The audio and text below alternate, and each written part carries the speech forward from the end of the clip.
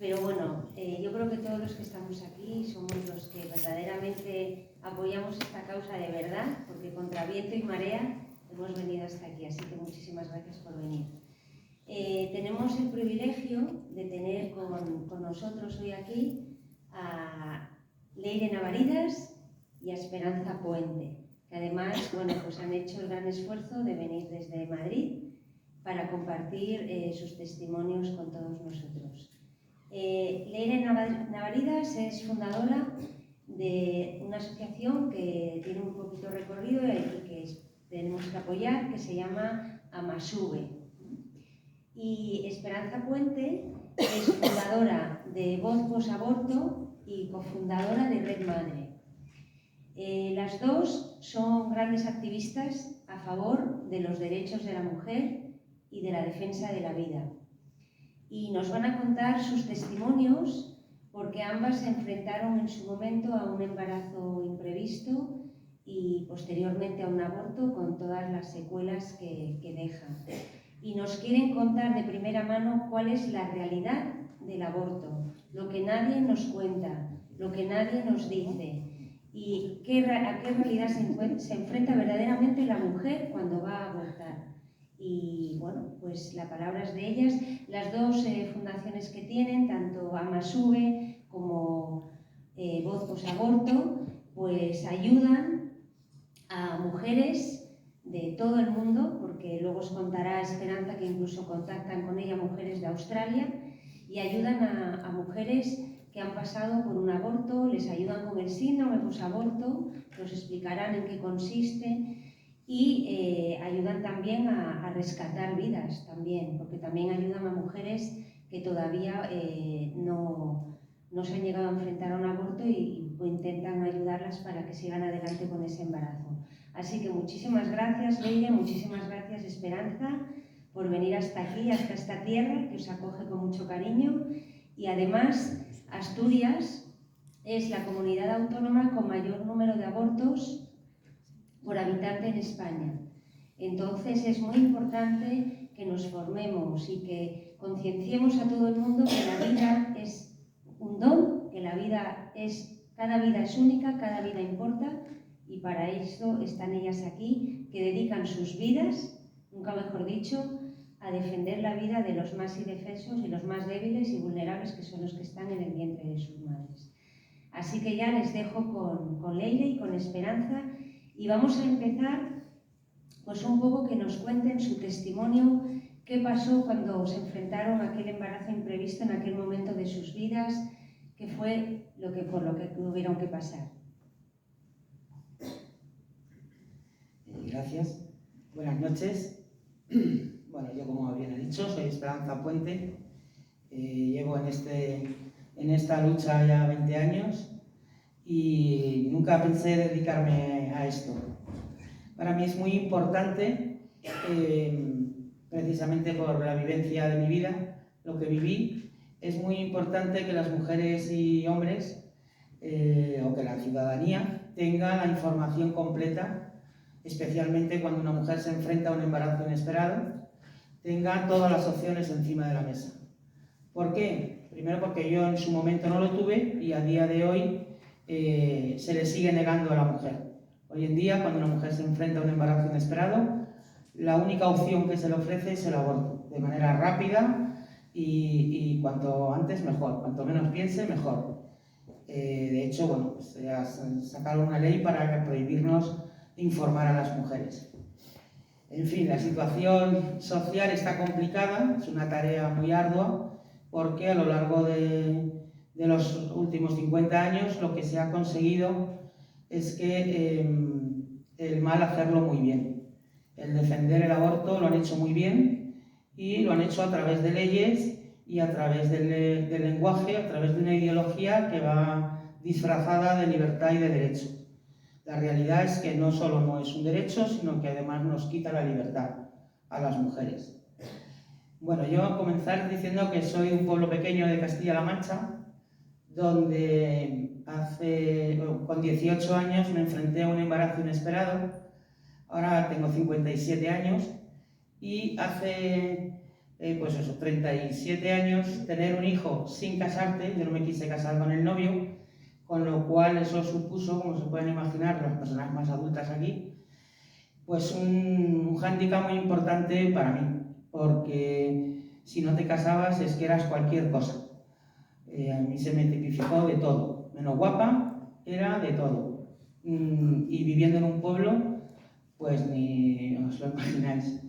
Perdí todos mis derechos, no podía hablar, no podía salir a la calle. De hecho, a mi hijo lo paseaba mi hermana, y cuando se fue a casar se pensaban que la madre del niño era ella. Yo no podía salir a la calle con mi hijo, tampoco podía salir a la calle sin mi hijo. Si salía a la calle sin mi hijo, era una fresca que iba a hacer otro. Y si salía a la calle con mi hijo, era una cara dura que, mira, encima va presumiendo de niño. Con lo cual, durante 3 o 4 años, pasé un verdadero infierno de desprecios y de, bueno, pues eso, ¿no? En aquella época, las mujeres madres solteras lo vivían así, o se las trataba así, ¿no? Desde la familia y desde la gente del pueblo. Yo además, mi madre era viuda y tenía un negocio, y como además dependíamos del negocio, cuando llegaba alguien y se le decía cualquier cosa o lo que fuera, me tenía que callar. No podía protestar porque dependías de que la gente... Bueno, en fin, yo viví un verdadero infierno. Me fui al final a Madrid, y fui precisamente en una época que para mucha gente pues fue una maravilla, estupendo y maravilloso, que son los años 80, que tuvieron su parte maravillosa, pero también tuvieron su parte negativa, ¿no? Yo llego a Madrid con 21 años, en plena movida madrileña, donde lo que se promocionaba era la libertad, el hacer lo que te dé la gana. Bueno, de hecho hubo un alcalde que todos me imagino que conoceréis, Enrique Tierno Galván, que el hombre lo tenga Dios donde se merezca, porque este hombre se dedicó, en los años que fue alcalde, a promocionar los porros, el alcohol, el sexo libre, o sea, las libertades por autonomía. Acabamos de salir, no hacía menos de una década de una dictadura, y teníamos que comernos todas las libertades juntas. Claro, yo llego a Madrid con trabajo, me alquilo mi casa, con lo cual, bueno, pues allí no te conoce nadie. Madrid es una ciudad grande.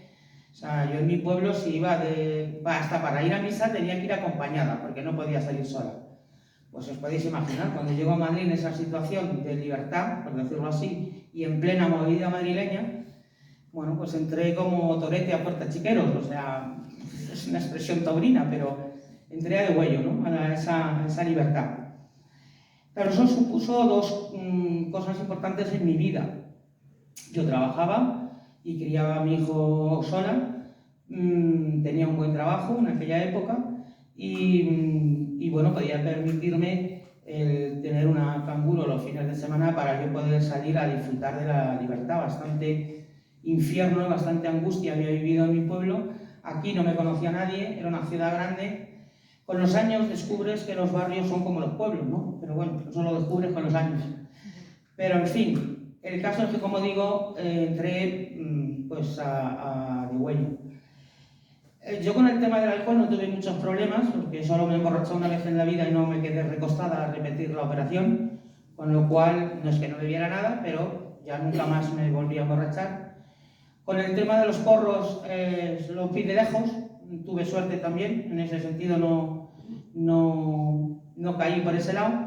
Pero el salir, la noche, conocer gente, las relaciones libres, de tú en tu casa, yo en la mía, si es posible Dios en ninguna de las dos, o sea, el vivir, pues eso, libremente, haciendo lo que te da la gana, sin tener que dar explicaciones a nadie. Y eso tuvo sus dos consecuencias importantes. Una, que yo venía de una familia católica practicante, con lo cual en esa tesitura de vida que empecé a llevar, Dios me sobraba por todos los lados, con lo cual me olvidé de Dios y no me hacía falta. Y dos, que al final me tuve que enfrentar a un segundo embarazo en soledad. En aquella época, o sea, para el mal siempre te lo ponen fácil, la verdad. Y aunque no era tan fácil como ahora, a mí lo único que me plantearon como solución fue el aborto. Me lo vendieron como algo fácil, sencillo, indoloro, y además en 24 horas. No, una decisión de ese calibre no se puede tomar en 24 horas, sobre todo si nadie te informa. de en qué va a consistir la intervención, qué consecuencias físicas o psicológicas puede tener. De hecho, las consecuencias, sobre todo las psicológicas, se siguen negando a día de hoy. Pero las físicas, en mi época, hace 28 años, te decían que en el propio centro de abortos, que no te preocupes, eso ya no ocurre. Hoy en día tenemos aparatos modernos y, en fin, ya no pasa, o sea, ya no hay consecuencias. Prácticamente tampoco te dejan leer el consentimiento informado, simplemente, bueno, pues lo firmas y ya está. El proceso que vivimos las mujeres desde que entramos hasta que salimos por la puerta de un centro de abortos es lo que no nos cuentan en ninguna parte y lo que no se cuenta, y de lo que no hablamos las mujeres, y en la mayoría de los casos es un proceso que nuestro cerebro nos lo oculta para protegernos, porque bueno, pues es un proceso angustioso, es un proceso feo, es un proceso que no tendría palabras negativas para describirlo, porque es un proceso en el que no quieres estar, pero bueno, pues por circunstancias, yo por miedo, en mi caso, yo no había perdido aunque me vine a Madrid y estando en Madrid podía hacer, entre comillas, lo que me diera la gana, tuve que tomar una decisión, y es que tenía un hijo que le iba a faltar a alguien en su familia, que era el padre, porque yo cuando decido no casarme rompo la relación con el padre de mi hijo, y después me entero que estoy embarazada y no le digo nada.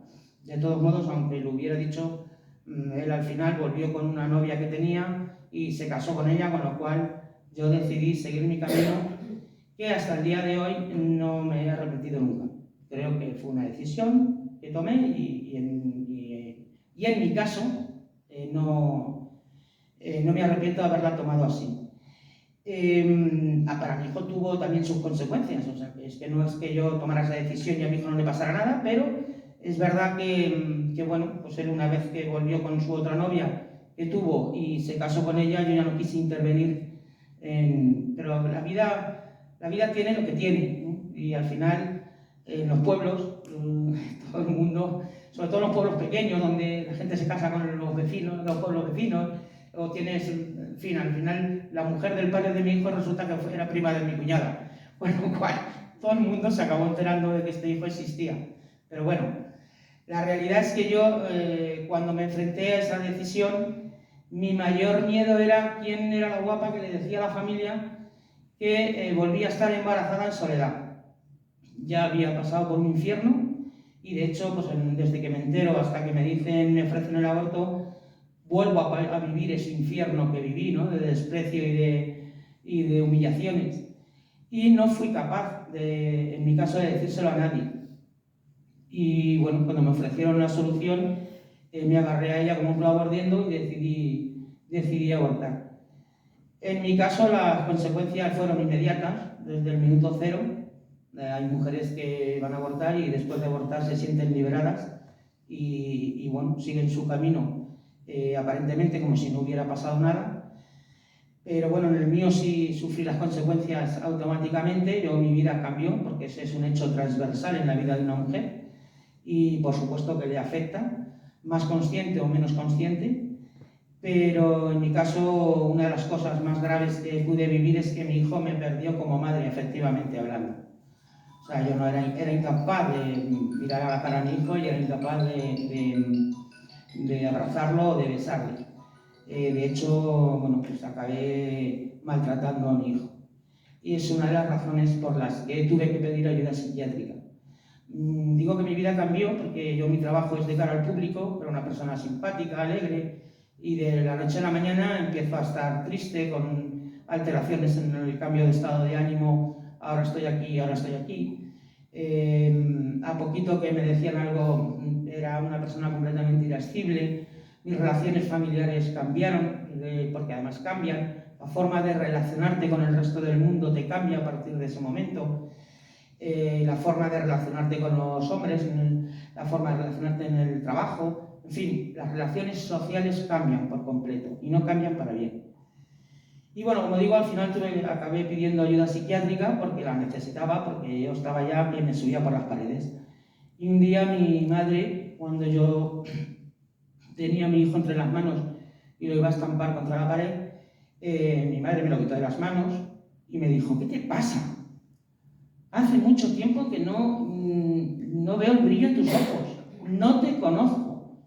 Y las palabras de mi madre, no te conozco, fueron las que verdaderamente me hicieron reaccionar y pedir ayuda. Durante unos años tuve tratamiento psiquiátrico porque, como digo, mi estado de ánimo era una montaña rusa y era incapaz de controlarlo. Y bueno, pues al final pude salir adelante. Y la verdad es que en mi caso concreto, como había conocido la fe, pues viví mi infierno, porque viví un infierno verdaderamente, o sea, nada que ver con el que había vivido anteriormente. Este infierno me lo había buscado yo. De las cosas más así que he vivido es llorar hasta dejar de respirar. Era incapaz de poder mirarme al espejo, o sea, era imposible, no era capaz. Y bueno, pues como digo, con la ayuda psiquiátrica salí adelante y más adelante, volví a la iglesia y eso me ayudó a perdonarme a mí misma, que es una de las cosas más complicadas por las que podemos pasar las mujeres que abortamos. Repito, en mi caso, porque hay mujeres que no tienen fe y que les cuesta más o lo viven de otra manera, ¿no? Y a mí me ayudó, pues para luego, cuando se me presentó la oportunidad, conocí una asociación en el año 2004 que se llamaba Asociación era una asociación que ayudaba a las mujeres que habían abortado. Yo las conocí en un congreso de la Universidad CEU y me propusieron colaborar con ellas. Empecé a colaborar así, sobre todo porque en el año 2004-2005 para las mujeres que habían pasado por un aborto les era muy complicado incluso hablarlo con el psiquiatra. De hecho, a mí me costó casi un año decirle al psiquiatra que había abortado. Mi diagnóstico inicial fue crisis de ansiedad aguda en grado máximo y como digo, tardé prácticamente un año.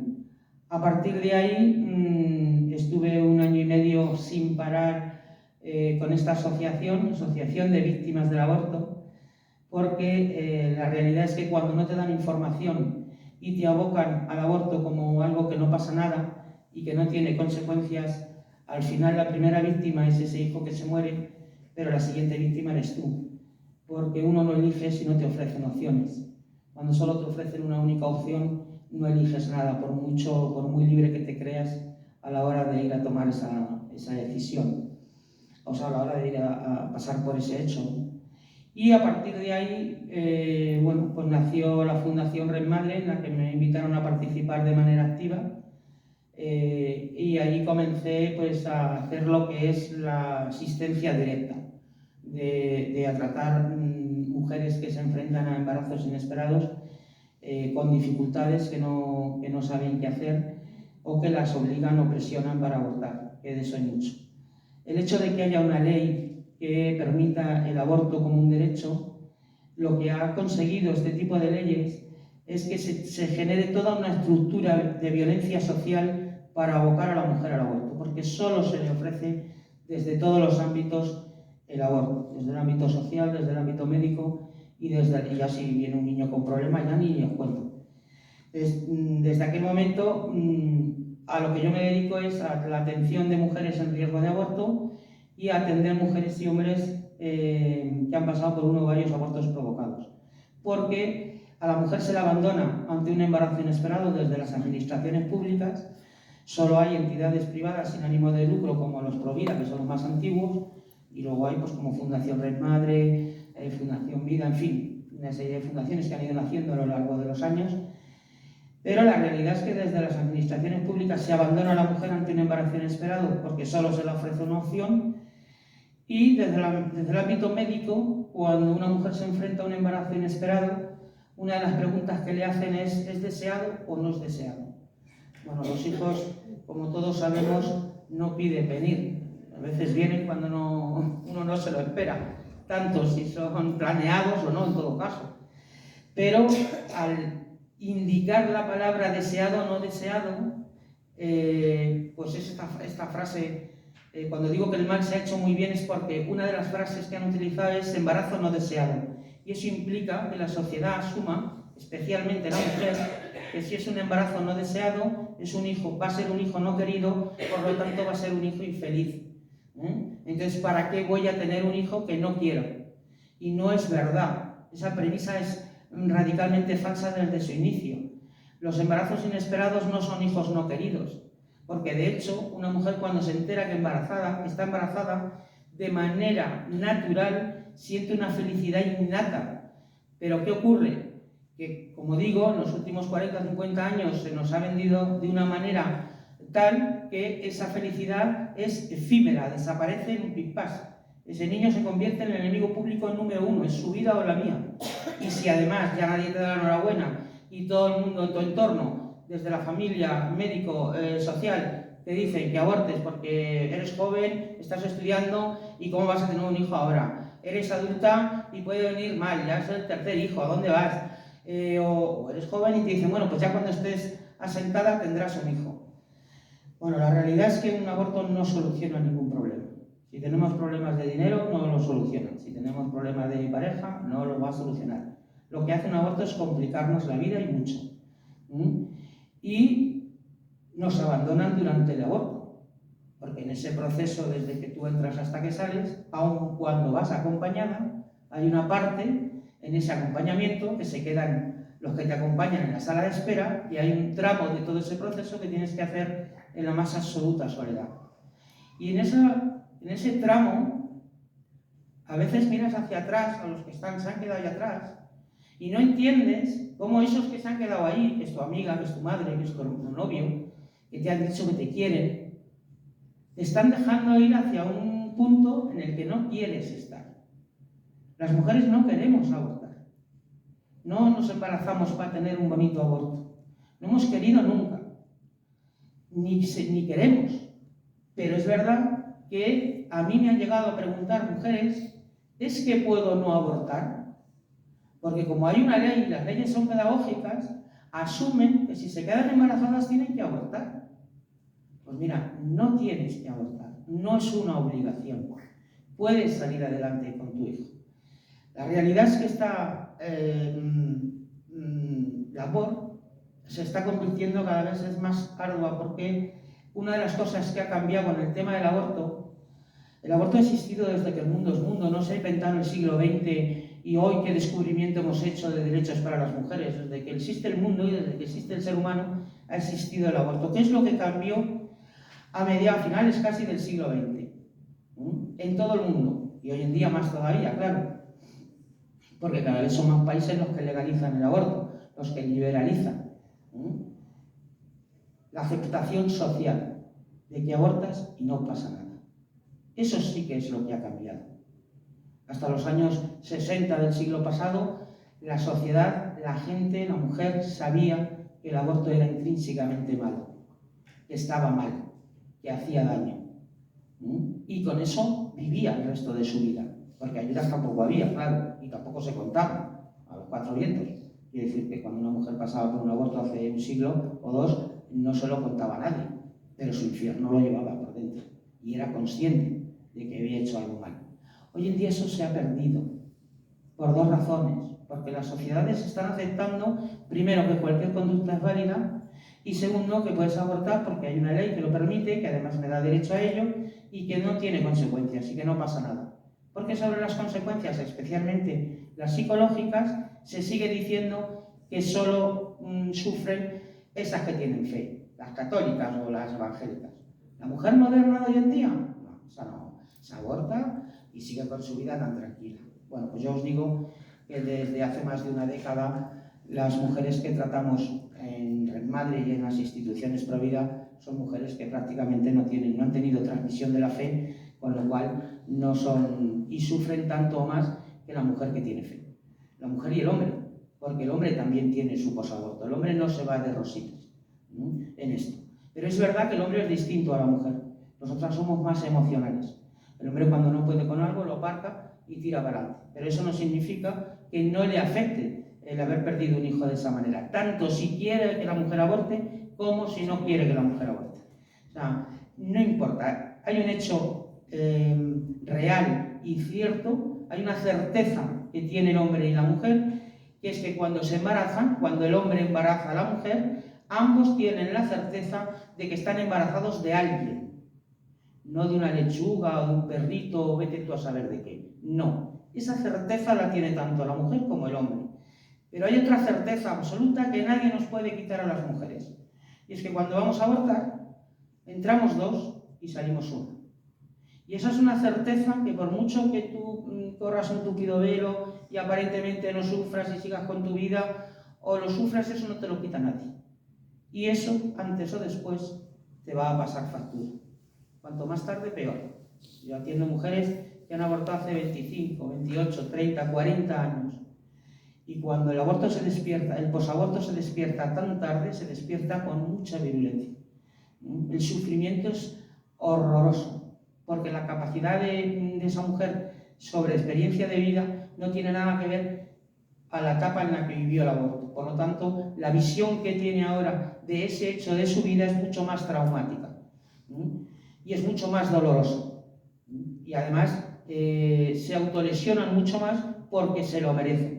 Porque además han pasado años sin sufrir, que luego no es verdad. Luego cuando analizas con ellas toda su historia de vida, les explicas, mira, esto es posaborto, esta situación es posaborto, esto que has vivido es posaborto, aunque tú no hayas sido consciente de ello. Pero, como digo, el posaborto es algo de lo que no se habla, de lo que se sigue negando, que existe, con lo cual, al final, ¿qué ocurre? Que a la mujer se la sigue abandonando después de abortar. Porque ya nadie quiere saber. Cuando una mujer va a abortar, haya ido sola, si ha ido acompañada, peor, porque lo que recibe después del aborto es silencio. Si va acompañada por la familia, por el novio, por lo que sea, ya nadie quiere hablar de ese hecho de su vida. Cuando ella llora por los rincones, nadie lo entiende. Lo mejor que recibe una mujer después de abortar es, chica, si ya, eso ya no es nada, si eso ya se ha pasado, eso se olvida. O la carga de la culpa. Tú no decidiste abortar, pues venga, pabila, tía, ya pasa esto y asúmelo y tira para adelante. Perder un hijo no es cualquier cosa. Da igual cómo se muere ese hijo. No hay hijos de primera ni hijos de segunda. Las mujeres que pierden un hijo en un accidente de tráfico es igual que una mujer que pierde un hijo en un aborto provocado o en un aborto espontáneo. ¿Cuál es la diferencia? Que la mujer que pierde un hijo en un accidente no participa en la muerte de su hijo. Las mujeres que perdemos un hijo en un aborto provocado sí participamos en la muerte de nuestro hijo. Es una diferencia brutal. Pero el dolor por la pérdida del hijo es el mismo. Porque, repito, no hay hijos de primera ni hijos de segunda, no hay categorías para los hijos. Los hijos son hijos. Tanto uno como otro. Tú puedes tener 5 hijos y qué dedo de la mano te cortas que no te duela. Hayan nacido o no hayan nacido. En ti, en tu propia naturaleza, en toda tú, sabes que has tenido 1, 2, 3, tanto si han nacido como si no. Y eso tampoco te lo quita nadie. Ni te lo pone, ni te lo quita ninguna religión, ni ninguna ideología. Eso es un hecho en tu vida, un hecho objetivo. Bueno, pues yo, como digo, para dejarle paso a Leire, me dedico a esto, sigo viendo cómo se sigue abandonando a la mujer y hay muchas cosas que no salen en televisión ni en prensa. Nosotros, a partir de la ley del 2010 de Zapatero, que se liberaliza el aborto, lo que viene a hacerse es a legalizar todas las ilegalidades que se habían cometido durante 25 años. A quien viene a proteger esa ley es a los que viven del negocio del aborto, a los sanitarios de los centros privados de aborto. ¿Por qué? Porque la propia Seguridad Social se quita de encima los abortos por malformaciones y los derivan todos a los centros de abortos privados, que son un negocio y cobran bastante bien, sobre todo los abortos de segundo y tercer trimestre, y que están dispuestos a hacerlos, puestos que se les hizo una ley para ellos. O sea, la ley del 2010 la pidieron los abortistas, se la pidieron a la señora vicepresidenta de La Vega, de aquel momento, Hubo un escándalo, no sé si lo recordarán, del señor Morín en Barcelona, y en base a todo ese escándalo que este hombre fue a la cárcel, que luego ya al final no hicieron nada, ACAI, es una asociación de clínicas de abortos, le pidió al gobierno de turno, que entonces fue Zapatero, vamos, en concreto a la señora de la Vega, que hicieran una ley que ya estaba bien, que llevaban 25 años arriesgándose a ir a la cárcel y arriesgándose a que les pusieran multas, que tenían que protegerlos. Y entonces sale la ley AIDO, que es la ley que salió en el año 2010, donde se liberaliza el aborto, se legaliza todas las ilegalidades que se habían cometido durante 25 años y especialmente, y además esto lo dijo Zapatero en una rueda de prensa, para proteger al personal sanitario. Al único personal sanitario que se dedicaba y que se dedica a hacer abortos es los centros privados que viven de este negocio, tanto si se lo paga la Seguridad Social como si se lo paga la mujer de su bolsillo. Por lo tanto, no nos han beneficiado en nada a las mujeres, ni a los hombres, porque al final el aborto acaba afectando a todos. El aborto genera mucha ira en el corazón de la mujer, contra ella y contra el hombre, y contra los hijos si los tiene. Por lo tanto, no es algo que sea un derecho como tal. Así no lo venden, así no lo hemos creído, y muchas mujeres hoy en día abortan convencidas de que es su derecho y de que no va a pasar nada. Luego viene Pepe con las rebajas después. Bueno, pues esta es la realidad que estamos viviendo. Y cada vez va a hacer más falta más ayuda. Cada vez hay más gente en los psicólogos, en los psiquiatras, cada vez hay más mujeres con más abortos a las costillas. O sea, hay pocas familias que se libren de tener a alguien en su entorno que no haya abortado hoy en día. Y esto es una desgracia social, es un fracaso social, es un fracaso del Estado, porque es generar dolor y sufrimiento. Y no se está dispuesto a dar ayudas, porque no existe ese dolor y ese sufrimiento. Pero las mujeres sí lo vivimos. Y eso al final repercute en la sociedad en general. Por eso es cosa de todos. Primero, tener razones y dar razones razonadas de por qué es importante defender la vida de todos los seres humanos. Y segundo, el dar la cara, el hablar claro, el defender lo defendible. Porque de alguna manera nos va la vida en ello. Somos una generación que probablemente, por haber aceptado el aborto, acabaremos sufriendo la eutanasia. Esto es una realidad. Cuanto más se liberalizan este tipo de leyes, al final menos podemos controlar y decidir cuándo nacemos y cuándo morimos. Así que yo por mi parte les invito a que no se callen, a que este es un tema importante para todos, no solo para las que lo vivimos, sino para el resto del mundo. Pero sobre todo porque lo más progresista que podemos hacer es defender la vida de todos los seres humanos de todas las etapas de su existencia. Y especialmente porque nos va la vida en ello. Gracias.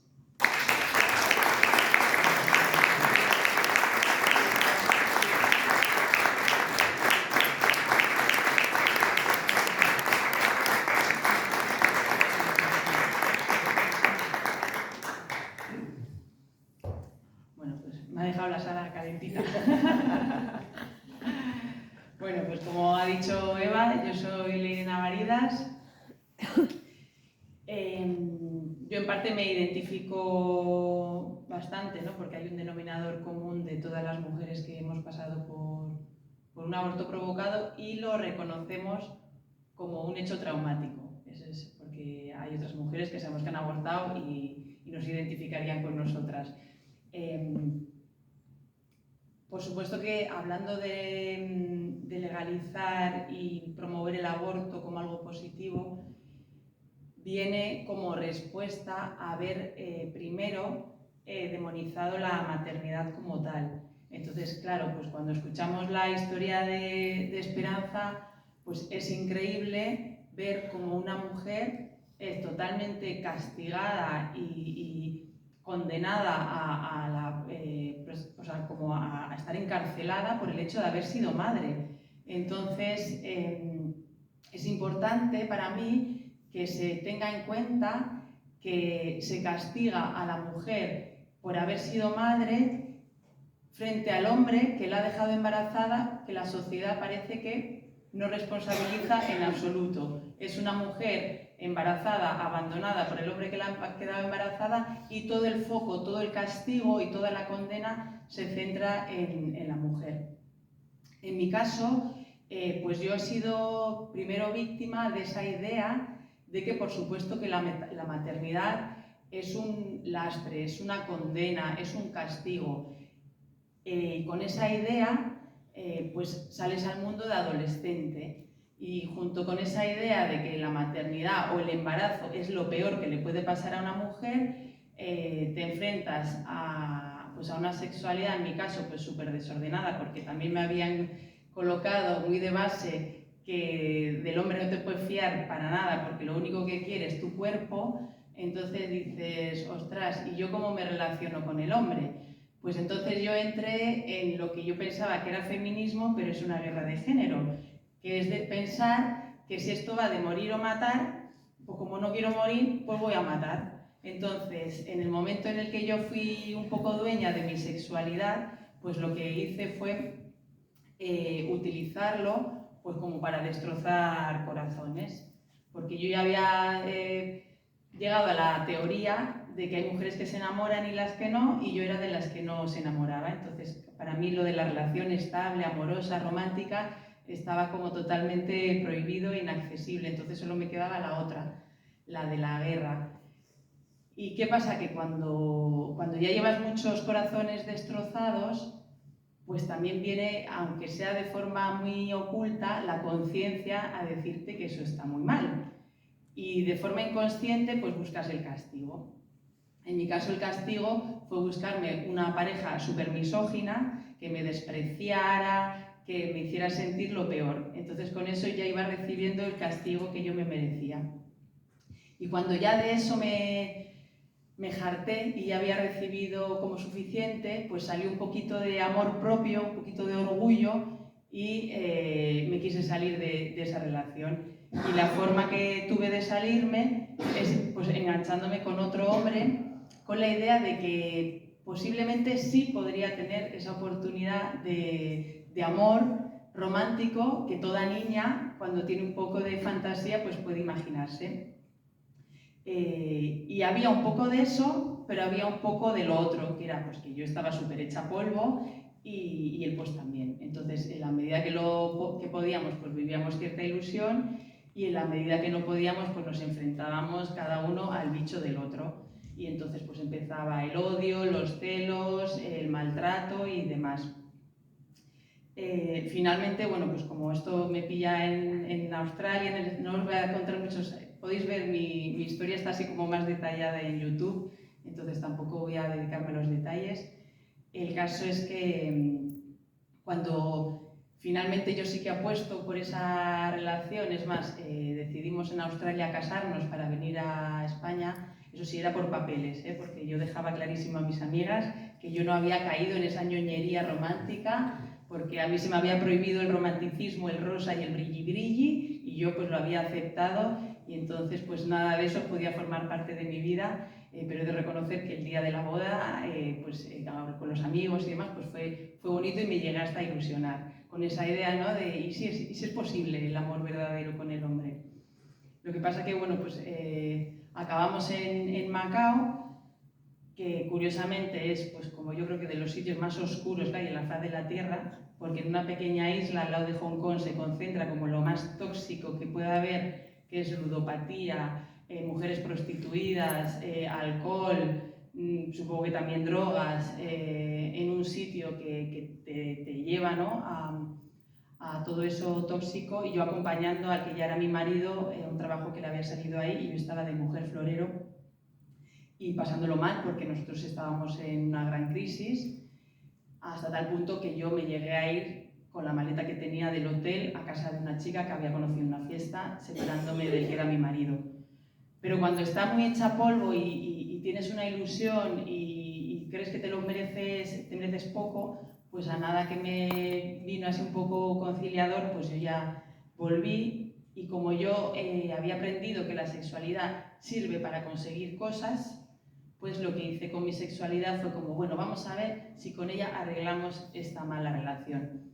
Y claro, esa idea de separar sexo, amor y reproducción, te viene a que de repente dices, uy, pues estoy embarazada. Y yo eso lo viví, pues como no podía ser de otra manera, con el esquema mental que tenía, como un marrón. Entonces, claro, cuando la maternidad es un marrón, es una condena, es un castigo, pues el aborto se presenta como una maravillosa solución. Y además, pues yo sí también había caído en ese mensaje supuestamente feminista, ¿no? De nosotras parimos, nosotras decidimos, algo que yo suscribo, porque si estás embarazada, por supuesto que tú tienes que decidir dónde pares, con quién pares y cómo pares. Eso está fenomenal. Pero la idea de que cuando estás embarazada te hagan creer que todavía puedes decidir si ser madre o no, eso claro, yo ahora lo pienso y digo, ostras, pero ¿cómo podemos tener tan poco desarrollo consciente de pensar que estando embarazada puedes decidir, es que no quiero ser madre? Pero si estás embarazada, a cualquier embarazada le puede preguntar, oye, ¿quién es el padre?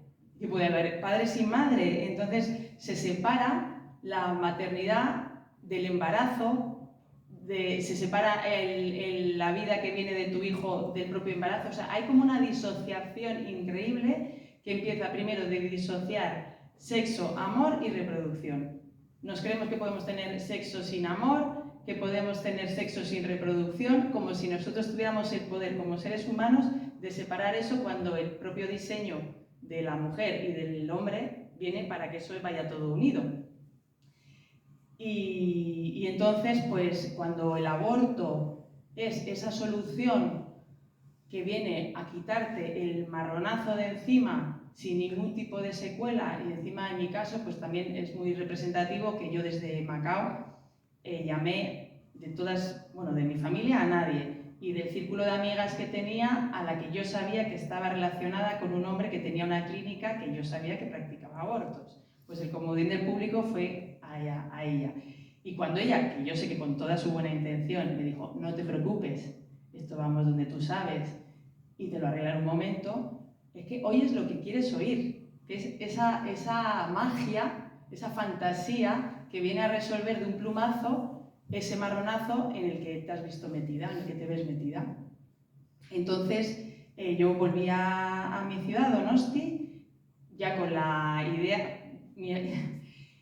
Mirar lo que para mí contaba el hombre en esos momentos, que no recuerdo la conversación con mi marido, no la recuerdo. Lo que sí que recuerdo es volver a casa en Donosti y decirle a mis padres que estaba embarazada y que iba a abortar, iba todo en uno. Y entonces tampoco recuerdo la reacción de mi padre, que yo creo que era de la típica ausente, y la de mi madre, vale, de hecho ella pues al día siguiente me acompañó, lo pagó, y yo fui fría como una piedra, sabiendo que eso es como cuando te vas a hacer las ingles, que va a doler, pero bueno, pues tienes que pasar por ahí para conseguir el fin que quieres. Y salí fría.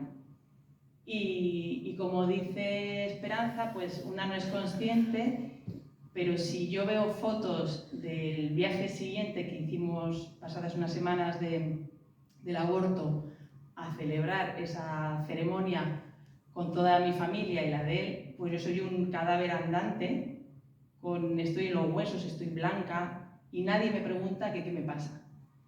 Y entonces esa es la profunda soledad en la que nos vemos las mujeres, cuando realmente somos mujeres como yo en ese momento, pues que tenía una vida social pues muy agitada, y cuanto más vacío dentro, más te relacionas socialmente, más quieres tapar eso, que yo sí que fui de las que lo tapó con drogas, porros y todo lo que se me cruzó por delante.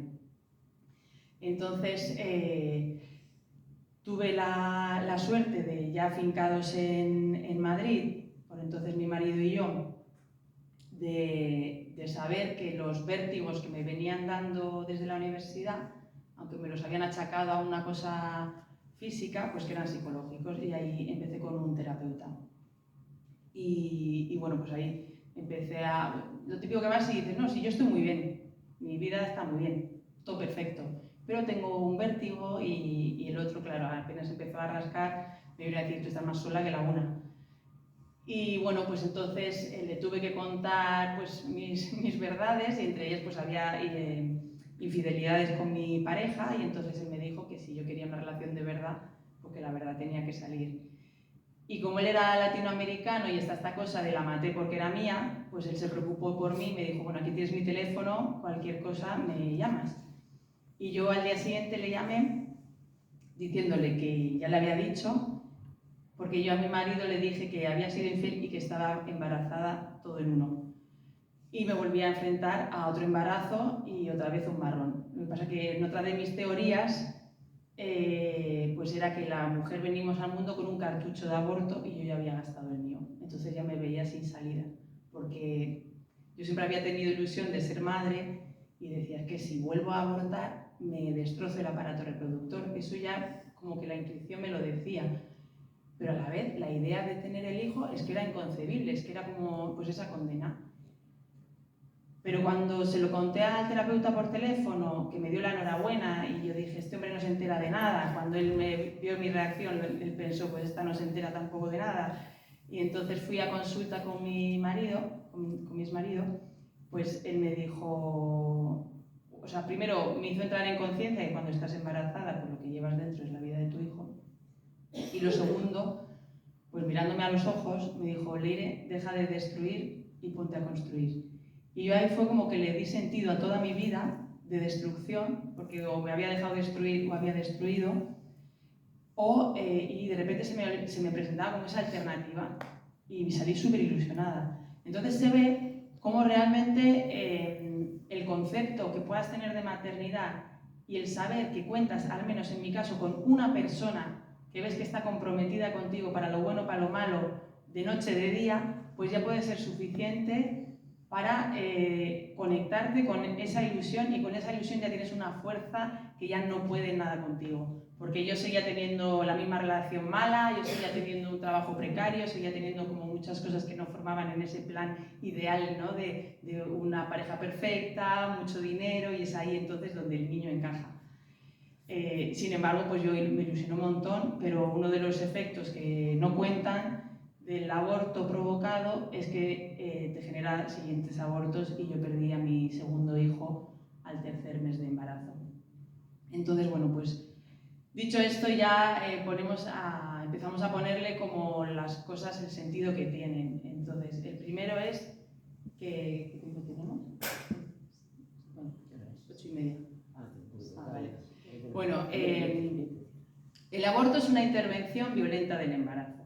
Le llaman interrupción voluntaria del embarazo y es falso. Entonces, parte de por lo que hemos llegado hasta a día de hoy a vivir esta realidad es porque hay toda una ingeniería social que a través del lenguaje, a través de los medios de comunicación, a través de leyes, nos hacen creer cosas que son falsas. Entonces, la de la interrupción, que es obvio porque es falso, y lo de voluntario, nosotras bien sabemos que nadie, ninguna mujer tiene la voluntad de pasar por una intervención violenta del embarazo. Entonces, si entendemos que el aborto es una intervención violenta del embarazo, que por supuesto se cepilla la vida que viene en camino, es fácil entender que toda mujer que ha abortado ha pasado por un hecho traumático, porque no hay violencia que no sea traumática.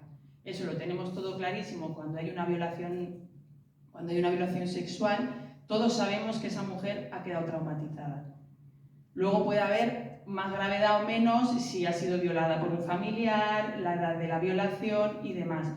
Pero todo el mundo tiene clarísimo que está traumatizada. Pues con el aborto pasa lo mismo. O sea, yo creo que Esperanza y yo tenemos clarísimo que cuando una mujer nos dice yo he abortado y estoy bien, las dos estamos pensando por dentro, ajá. Y no hace falta más que ver un poco o su cara o su expresión o un poco qué vida lleva para entender que el trauma ya es evidente. Lo que pasa es que no es fácil asumir el trauma porque implica muchísimas cosas. Primero tienes que aceptar y asumir que tienes un hijo muerto. Y eso es súper doloroso. Es súper doloroso. Igual tienes que asumir que tienes varios muertos, que eso suma todavía más dolor. Tienes que asumir que el hombre que te dejó embarazada te ha traicionado. Porque independientemente que hubiera compromiso o no, ese hombre, ¿por qué ha tenido una relación sexual contigo si no tenía un compromiso contigo como mujer? Entonces, claro, ahí ves que has sido totalmente abusada sexualmente, utilizada sexualmente. Y puede ser tu marido. O sea, no tiene por qué ser un chico que acabas de conocer en la discoteca, que también. Pero cuando eso encima es una relación donde tú te creías que había un compromiso, se te rompe el corazón. Y eso es lo que les pasa a muchas mujeres en el momento que se quedan embarazadas o nos quedamos embarazadas. Porque yo cuando me enteré que estaba embarazada, me vino toda esa losa, que ya se me venía muy trabajada, de has hecho lo peor que te podía pasar como mujer. Porque a mí nunca se me dio una charla sexual para decirme, el sexo es una expresión del amor. Primero enamórate, ten claro que el hombre está enamorado y expresaros el amor con el cuerpo y ya verás qué maravilla. A mí lo que se me hacía era o dejar condones o artículos de embarazos no deseados. Entonces el mensaje estaba claro para esa niña de unos 13, 14 años.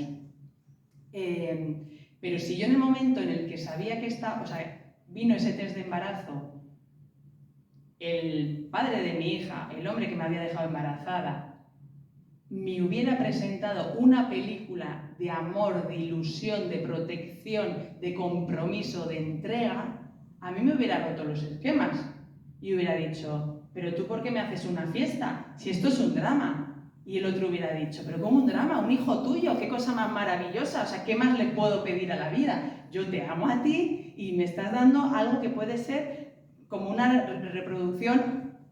Bueno, ¿cómo no? Es una reproducción no solo tuya, sino nuestra. Es decir, viene aquí la representación de nuestra unión, de nuestro amor. ¿Qué más le puedo pedir a la vida? O sea, ¿hay algo más grande que puedan crear un hombre y una mujer juntos? Pues yo creo que no.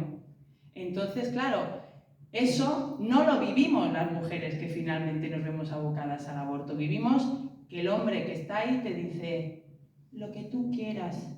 En el mejor de los casos, porque están los que le obligan y le dicen o vas a abortar o, y ahí viene la amenaza, que sabe que duele.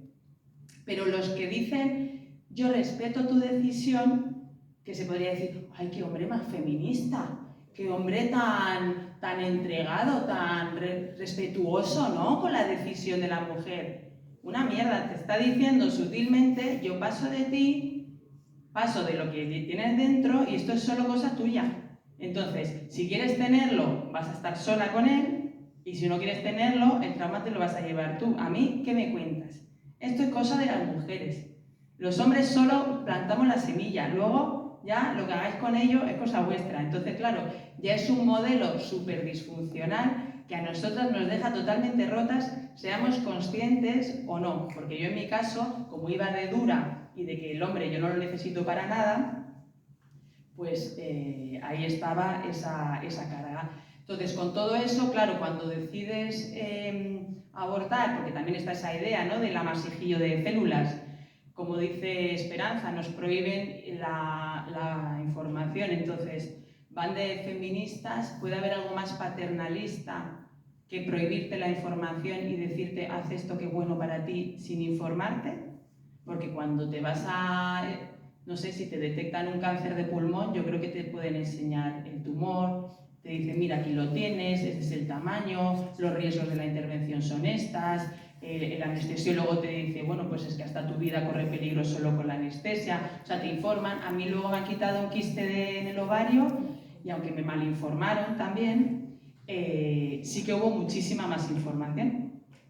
Entonces, que cuando te van a sacar a tu hijo de dentro, yo solo recuerdo haber hecho un chip en el que me iba a volver loca si continuaba con el embarazo, porque todavía estaba esa ley de los supuestos, y dentro del chip que marqué, firmar. Es que no recuerdo más, también es verdad que vamos como medio en shock, pero no tengo más recuerdo, no recuerdo una visita con un psiquiatra, un psicólogo, un informe, un peritaje, nada. Entonces, claro, estás totalmente pues como un borreguillo yendo al matadero, es que vas totalmente ciega, anulada y por supuesto manipulada. Entonces, claro, cuando yo, bueno, pues por resumir mi historia, esa relación claramente se acaba, no es fácil que una pareja sobreviva a un aborto, en mi caso pues esa se disolvió y seguí trabajando con mi terapeuta y salió el trauma. Entonces, cuando yo ya llevaba tiempo en el que había asumido que había perdido 2 hijos, en el que ya me había sentido lo peor, cruel, desalmada y demás, y había pasado por la culpa, había llegado en ese proceso de conciencia, ¿no?, a sacar todo el dolor que tenía del vientre, todo ese dolor negado, porque incluso en el segundo embarazo, que me hacía ilusión, tampoco lloré, porque llorar y las emociones pues es un síntoma, o sea, es una muestra de debilidad, y no olvidemos que estamos en la selva, entonces aquí es la ley de más fuerte, aquí no hay compasión. Entonces, a ver, soy vasca y vengo de una sociedad muy violenta en su momento más. Entonces, bueno, pues esa fue mi realidad. Entonces, pues ir demoliendo muros, ir conectando con la sensibilidad, pues me hizo pues todo ese proceso, ¿no? de duelo, en el que pude llegar a dar forma a mis hijos en barro para poder enterrarlos, porque eso es otra cosa también que te roban, ¿no? Es que no tienes siquiera, como si hubiera sido una borrachera en la que no, ¿qué ha pasado? ¿No? Y te lo tienen que contar, pero tampoco te lo cuentan, no tenemos nada físico, no hay un lugar, no hay nada, ni siquiera sabes cuándo hubiera nacido, es todo especulativo.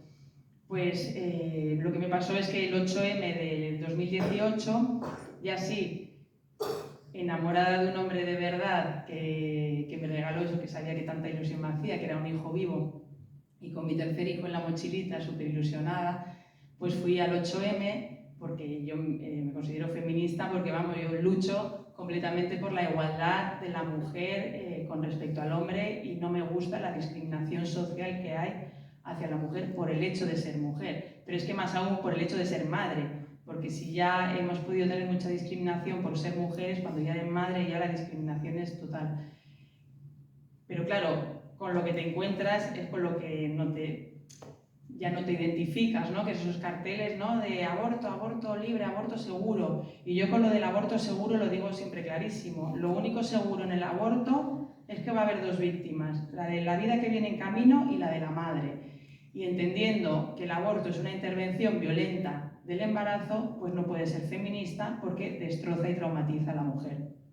Entonces ya en ese 8M fue como, yo tengo que hablar. Esto que dice Esperanza de que es que encima nos callan porque estamos totalmente fuera de juego con la culpa, la vergüenza, porque son muchas cosas, ¿no? que te lastran. Pero ahí fue como, no, porque yo no puedo permitir o no quiero que ninguna mujer vuelva a ir a ciegas como fui yo, pero no solo al aborto en sí mismo, ¿no? Sino a todo lo que está alrededor de todo eso. Pensar mal de la maternidad, o sea, yo estaba con mi tercer hijo en la mochila, qué cosa más bonita, o sea, si es que yo lo parí y no dormía porque no podía parar de mirarlo, me tenía totalmente loca de amor. Entonces, que nos roben y nos prohíban tener esa relación de amor tan increíble, tan potente con nuestros hijos, pues me parece súper misógino. Me parece que solo responde a una lógica capitalista misógina que nos quiere destrozadas para estar como borregas, o trabajando, o consumiendo, o produciendo, para ser fábricas de bebés, o para ser lo que al sistema o a los que tienen poder les interesa. Y entonces yo ya ahí pues me rebelé. Entonces pues se grabó mi primer vídeo testimonio, y de ahí pues sin buscarlo, como dice Esperanza, que tampoco pensaba yo dedicarme a esto, pues te llegan otras madres que como tú pues se sienten identificadas con lo que has pasado y están buscando en ti la comprensión que no han encontrado en su entorno. Y la comprensión no llega porque les dices, ay, ay, pobrecita, no, sino porque dices, tienes un hijo muerto, te entiendo en tu dolor. Las madres necesitamos que primero se nos reconozca que tenemos un hijo muerto, o sea, que nos den el pésame. Y que dentro de eso te acompañen el sentimiento y nos acompañen y nos reconozcan que, por supuesto, que estás destrozada, por supuesto que tienes ganas de arrancarle la cabeza a todo Cristo que estuvo implicado en ese aborto, por supuesto que sí. ¿Cómo no? ¿Cómo no vas a estar hecha una rabia, hecha una furia? O sea, yo de las primeras cosas que les digo a las mujeres que acompaño es: coge un cojín, un colchón y reviéntalo. O sea, es como porque toda la violencia, todo el desamparo, toda la injusticia que nos hemos comido, la tenemos que soltar. Pues ¿cómo no ibas a ser violenta con tu hijo? Pues es que esa violencia, cuando te la tragas o la sueltas de forma consciente, por eso digo, coge el colchón, porque si no lo que vas a coger es a tu hijo, que igual tienes otro hijo, entonces a ese lo dejas. Enciérrate en una habitación, lleva a tu hijo con una amiga y saca todo eso que te han metido sin tú darte cuenta, o encima haciéndote responsable de ello, porque eso es encima lo peor. como tú has querido, nadie te puso una pistola para ir, aunque sí que es verdad que muchas mujeres van efectivamente obligadas. Entonces, bueno, pues al final, sin ser consciente, pues se va creando como un camino, y también pues ha llegado este año el momento donde, bueno, ya el año pasado decidí pues ya dar otro paso más, que era constituir esta asociación, y ya todo lo que venía haciendo, no solo de acompañamiento a muchísimas mujeres y también a algún hombre, sino también pues dar charlas, colegios, universidades y demás, pues hacerlo de una forma institucional, porque no es que, sí, Esperanza y Leire en España parece que abortaron y le fue mal. No, o sea, esto no es una cosa de Esperanza y Leire, pero es que es verdad que hay muy pocos referentes, hay muy pocas mujeres. Entonces, yo confío en que esta pueda ser ya el inicio de ese movimiento que hubo también con respecto a los abusos sexuales, que se llamaba el Me Too. Yo, de hecho, a este movimiento le llamo Them Too, que sería ellos también, ¿no? Que son esos hijos perdidos, y que nos arranquemos y con dificultades y con acompañamiento y con todo lo que suponga, pero que sí que contemos. Me vi abocada a un aborto, eso es lo peor que le puede pasar a una mujer con respecto a su hijo, y esto hay que denunciarlo, esto hay que visibilizarlo, porque mi vida ha ido a peor, pero vamos, por goleadas. Y ni que te cuento cuando encima las secuelas que te dejan ya es una condena de por vida, no solo de haber perdido ese hijo, de no poder traer más hijos vivos al mundo, ¿no? Y bueno, aunque siempre hay como una salvación y un camino para volver a la vida, porque lo que no nos pueden robar es el vínculo de amor con nuestros hijos. Entonces yo amo con locura a mis 3 hijos, o sea, a mí se me llena el corazón de amor cuando pienso en cada uno de ellos 3. Es verdad que al tercero lo puedo ver, lo puedo abrazar, lo puedo besar y puedo hacer muchísimas cosas con ellos, pero mis 2 primeros hijos pues también me han traído una oportunidad increíble de tomar muchísima conciencia del valor de la vida, tomar muchísima conciencia de que la vida, el amor, la sexualidad son sagradas. Eso me ha hecho pues ser muchísimo mejor persona, una mujer muchísimo más plena, y eso se lo debo a mis 2 primeros hijos.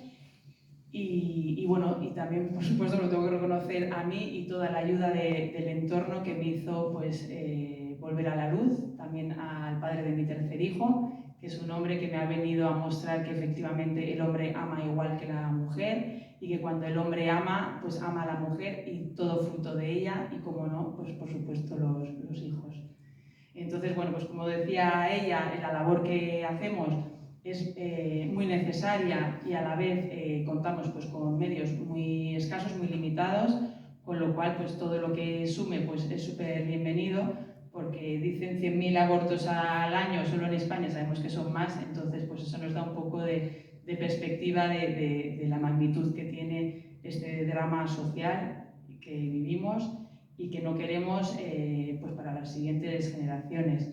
Entonces, bueno, pues todos podemos hacer un poquito de labor, y cosas tan sencillas como celebrar la maternidad, venga como venga, que cuando veamos una embarazada la sonriemos, que cuando veamos una embarazada sepamos que ella lo que viene a traer es un bien al mundo, y luego también pues entender que las mujeres que no tienen el apoyo del hombre que las embaraza pues están en una situación muy vulnerable, y que ahí pues estaría bien que no solo estuvieran estas organizaciones a nivel privado, sino que pues también el Estado, si se quiere llamar feminista y de bienestar social, pues que se unte. Muchas gracias.